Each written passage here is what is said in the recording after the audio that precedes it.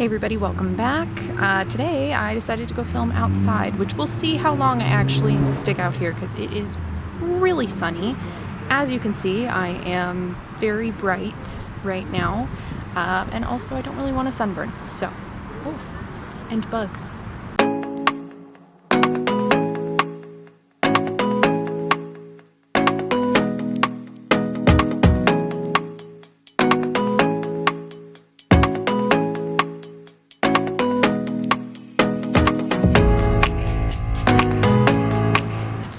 So today we are going to talk a little bit about my brand change. So branding, of course, is very important to any business, and I recently made a decent shift to most of my branding. Some of my branding was already where it is now, but I wasn't talking about that as much because I was still focused on previous branding, which was geared more towards entrepreneurship and small business and things like that.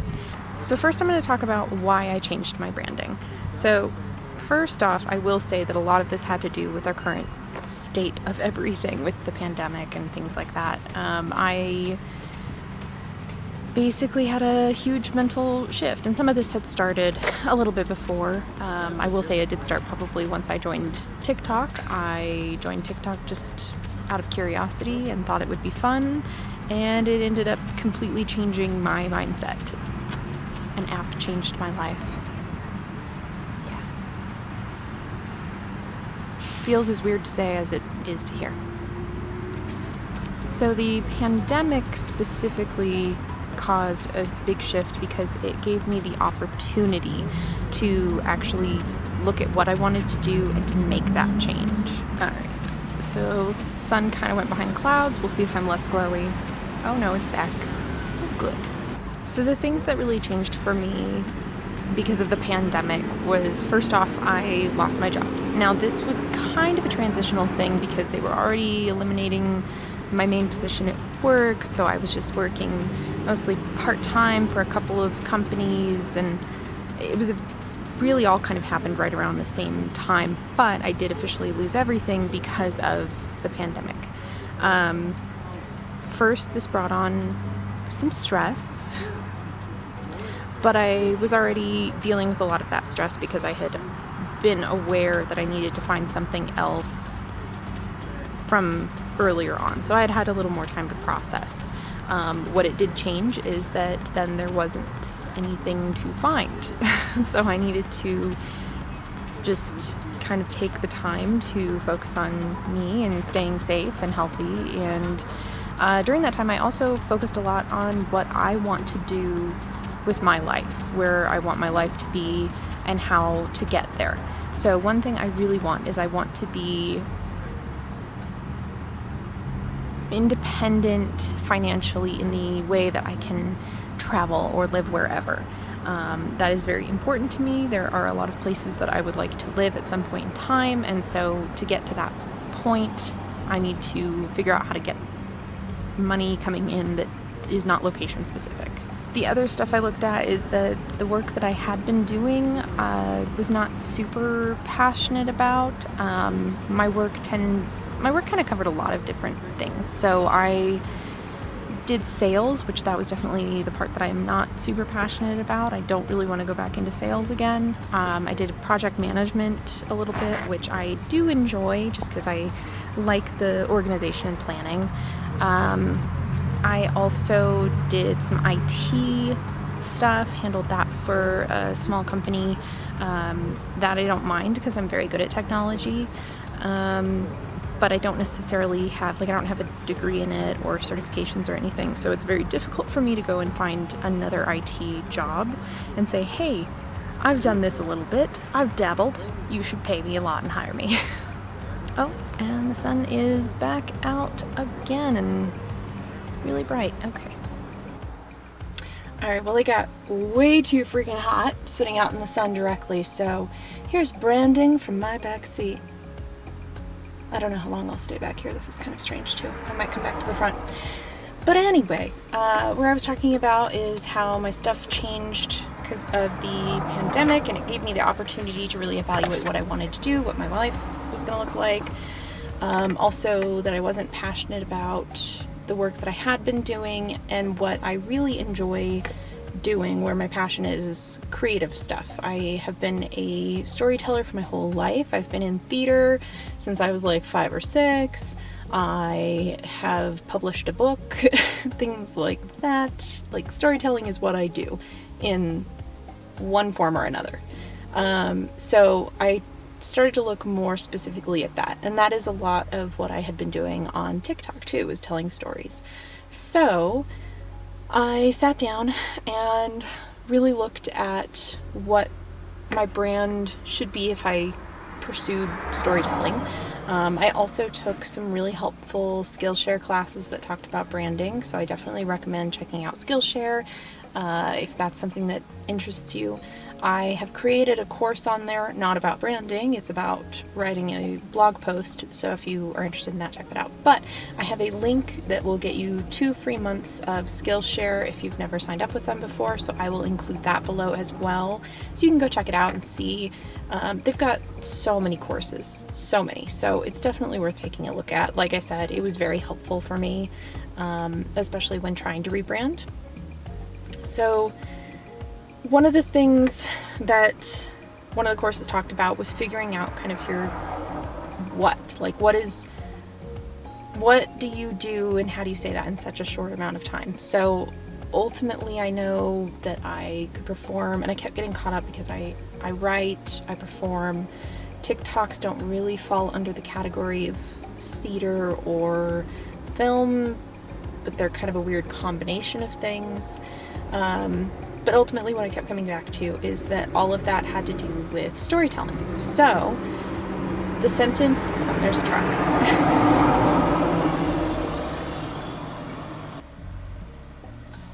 So ultimately the sentence that I came up with that best fits what my brand is that I create stories. And this is the essence of what I do, because in one form or another, that's what I'm doing. I'm creating stories. And what I love about those arts are the stories. I would rather have something that has more basic, floofy stuff, costumes, just anything aesthetic. I would rather have the story be solid and everything else be fairly simple. I mean, I wouldn't mind some like special effects in my videos, because it'd be super cool. But at the heart of it, what I do is storytelling. So I create stories has become sort of my motto, my slogan. It's just kind of encompassing all. And then I needed to figure out from there what my brand would look like. So this covers a lot of things. I can't get into everything in this video or it will go on for days. But, things like my brand colors. Okay, well, I like vibrant colors. I like a variety of colors. My favorite color is kind of a teal blue, so I definitely want that to be my main color. But yeah, I feel like stories are so diverse, so I went with colors that, like, not narrowing it down a whole lot aside from that teal being my main color. Kind of a teal, light bluish.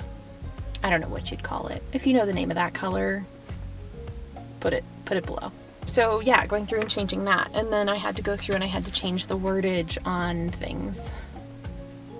It's really warm in here. It's toasty. I have the windows up to try to keep some of the sound out of the space. So then, yeah, looking at things like switching over my Instagram, stuff like that. That was a hard one for me, but I also recognized that I built this community on TikTok. There were people that actually liked what I was doing, that were following me. On Instagram I had under 200 followers at the time, whereas on TikTok I had over 2,000. So obviously there was a slight discrepancy in what I was doing on each of those platforms and where people actually liked my work. So that being said, it still took me a little while to finish switching over all my platforms because I was nervous. I had presented myself very professionally prior to this. Not that my stuff isn't still professional, but professional in the entrepreneurial business sense, I guess, a little bit. I don't know. It was just weird insecurities. So when I finally just bit the bullet and was like, you know what, this is what I want to do, so I'm going to make that change and we're going to give it a shot. I switched over Instagram and Facebook and all that stuff, and even LinkedIn, to say that, you know, storytelling is what I do. And while I may not be posting as much on LinkedIn right now because it doesn't really feel like it's my audience, at least with the content that I'm currently creating, still just saying that was kind of a big thing. So yeah, I changed all that. The other thing that I did significantly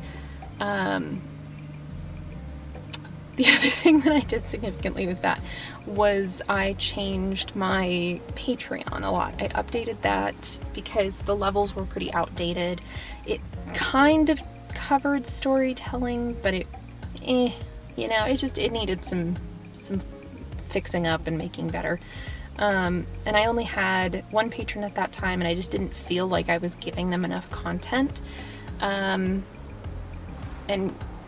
yeah, I needed to feel better about that. So I completely revamped that, and I created new benefits for most of the stuff. I limited down. Previously I had 4 or 5 levels, and I narrowed that down to just 3 levels. If I need to add one, I can always add one later, but I didn't want to get too crazy with it. I didn't want to overwhelm anyone or myself. So just went down to 3 levels, changed like the name and branding stuff of levels and the images and everything in there, and I'm much happier with how that looks. And now I'm up to 6 patrons. I'm so excited about it. Also, my mom has promised that she will buy me sushi when I hit 10, so go check it out. That was my nudge. There's not a lot of room. But yeah, I'm super excited about that. I never thought that I would be up to 6 patrons this quickly.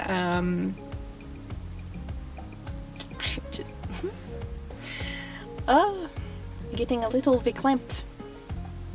The other thing that I started focusing more on was just talking more about my projects. I hadn't really been sharing a lot of my stuff on even my personal Facebook because I just didn't really feel like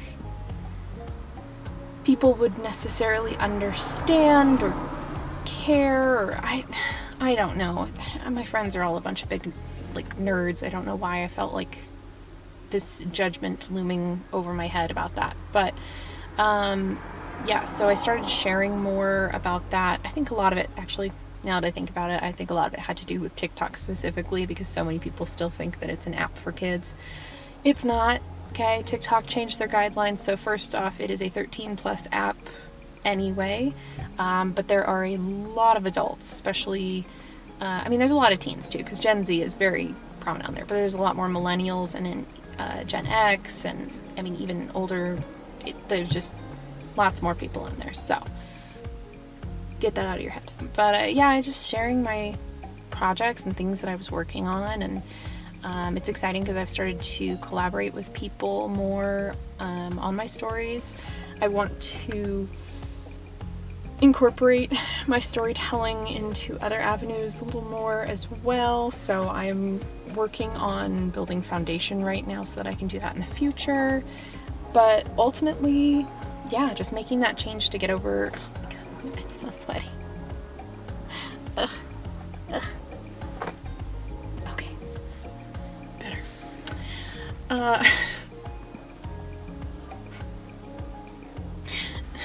It's really warm.